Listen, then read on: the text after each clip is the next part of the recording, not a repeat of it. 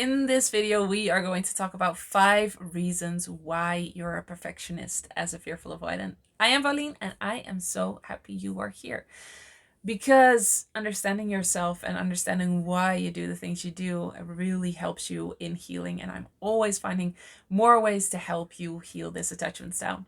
So the first reason why you're a perfectionist is that you were led to believe that you needed to be a perfectionist, that was just the way you had to be in the world. And this can come from so many things, so many reasons. If your parent was overwhelmed with life, you needed to be perfect to not be in their way. If your parent had a really hard time accepting themselves and maybe endured their own trauma, you needed to be perfect to make sure that you were safe in the world and that you would be accepted in the world.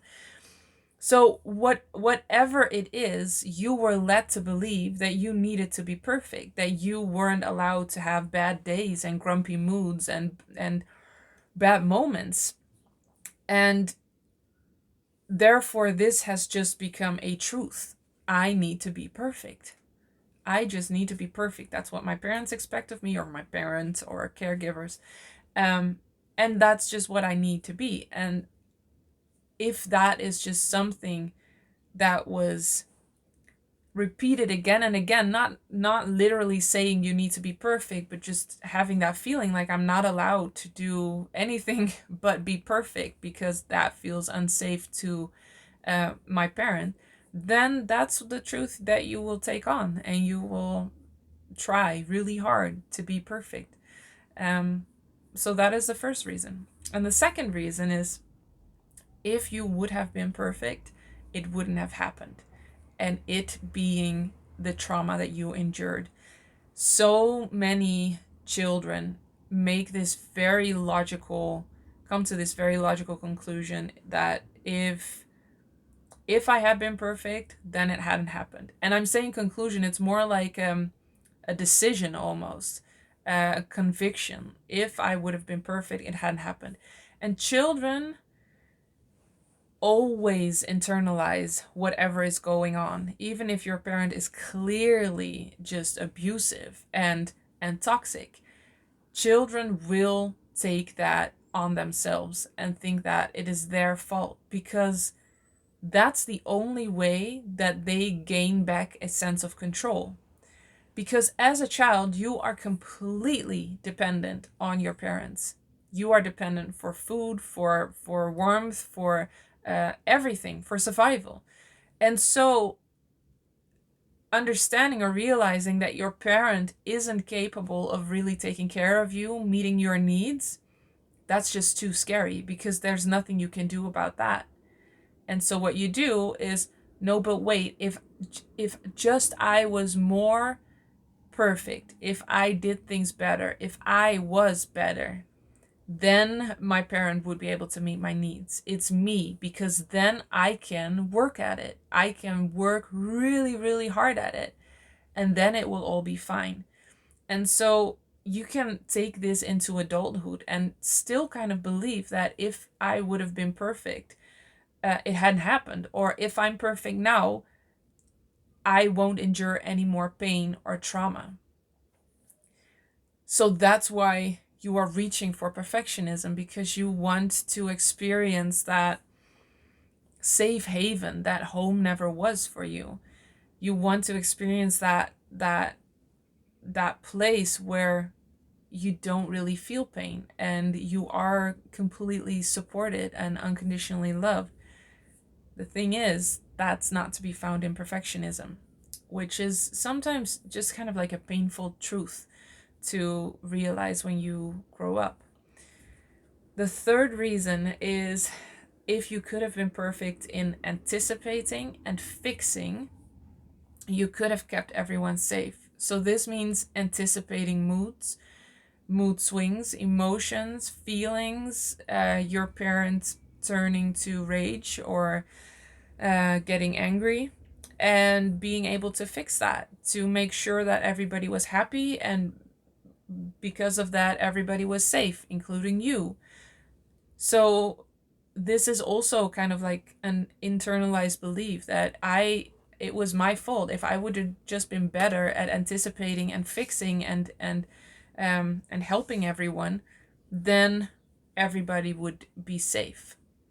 So obviously that is just way too much to take on as a child. It is not your job, it is not your responsibility, but it's logical that you thought that because you just wanted to be safe, and maybe you wanted to keep siblings safe too. So that is a reason too. The fourth reason is fearful avoidants learn they need to perform. You just learn that you need to perform. You need to act a certain way. You need to adapt. You need to succeed in whatever way, because you learn that you are valuable because of what you do and not who you are. You get love when you do what your parents want you to do. Um, when you adapt, that's when you're good enough. That's the feeling that you got. And your parents probably loved you more unconditionally than that, but they didn't communicate it. And so you got this belief that I just always need to perform. And that leads to the belief that if I perform even better, even more, then I will be more safe. Then I will receive more love. Then I will be more accepted and supported. And to let go of that whole belief that you need to perform, that's a thing. And it's also very liberating to know that you are just completely fine just the way you are right now, as you are right now. And then the fifth, the last one, is you are not allowed to make mistakes or hurt others. So some parents, and these tend to be fearful avoidant parents, have this belief that they really have to raise their child. And so they are very on top of you making any kind of mistake. And they will not tolerate that, because you have to learn how to be in this world and be accepted by the world. And weirdly enough, a lot of fearful avoidant parents, that is their intention. They just want to protect you from the evil of the world, and therefore they treat you in not in an evil way, but in an unhealthy way, which obviously doesn't work. But it's just flawed thinking with maybe a good intention. So because they are scared that you won't be accepted or you won't make it in this world, you are not allowed to make mistakes or hurt others, because then you would be rejected or abandoned and cast away or whatever dramatic scene the fearful avoidant parent creates in their mind. So not being allowed to make mistakes, that is very hard and obviously impossible. But I mean, just the feeling of I'm not allowed to make mistakes is just so much pressure, because it is so human to make mistakes. That's how you learn, that's how you grow. And I know you've heard that a million times and you maybe can reiterate that so easily, but to actually do it and heal the pain that's under there, that's what will set you free to actually be able to make mistakes and know that nobody has a right to become angry for you making mistakes. I found these two quotes that I thought were very relevant here for. Failure is the cost of entry for achieving something great, which is, I think, from Nicole Malachowski. So you have to fail in order to create something great. And something great can be anything. It doesn't have to be like this far-fetched. You have to be the new Picasso or whatever. But yeah, failure is the cost of entry into growing and into becoming more of yourself. You need to encounter things that don't work to realize what does work. And what you see in a lot of perfectionists is that they don't really know themselves, because they don't allow themselves to make mistakes. And so they never really figure out what feels right for them, what fits them, because they are only focused on, I am not allowed to make mistakes, I'm not allowed to hurt others, I'm not allowed to be an inconvenience to others. while the world is much better served when you know yourself and you know your strengths and you know what is right for you and what isn't right for you. And that only can come through failing, through doing things and realizing, oh, wait, this is not for me.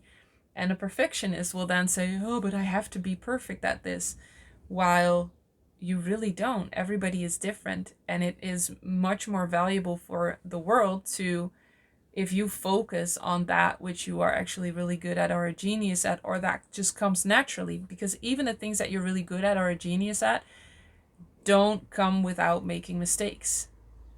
They don't. They just don't.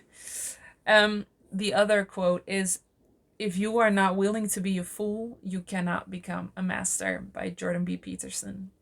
And I love this because being a fool is such a trigger for the fearful avoidant. You are not allowed to be dumb, incapable, or a fool. That is just social suicide.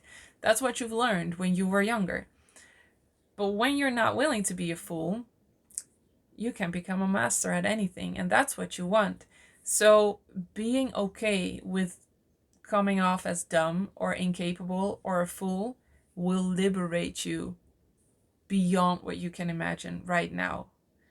It is just relaxation. You can just play, really. And sometimes things work out and sometimes they don't. And all of it is fine because you don't have this negative association anymore with being a fool or being dumb or incapable. So that's why you're afraid of um, not not succeeding and not being perfect. Well, not that's not the only reason, because we just mentioned five. But yeah, so it is a big part. And failure and figuring things out and life being a process and it having ups and downs, that's just what life is. And I do not think that there's a way to go around that and to cheat that. So um, I think a better strategy would be to not be focused on perfectionism or being perfect, but focus on healing, being okay whether you fail or not, whether you look dumb or not, whether you look incapable or not, because that will give you the freedom that you're searching for and the safety that you're searching for. I hope this was valuable. Let me know in the comments below. I always love hearing from you. And as always, I am so happy you are here, and I will see you in the next one.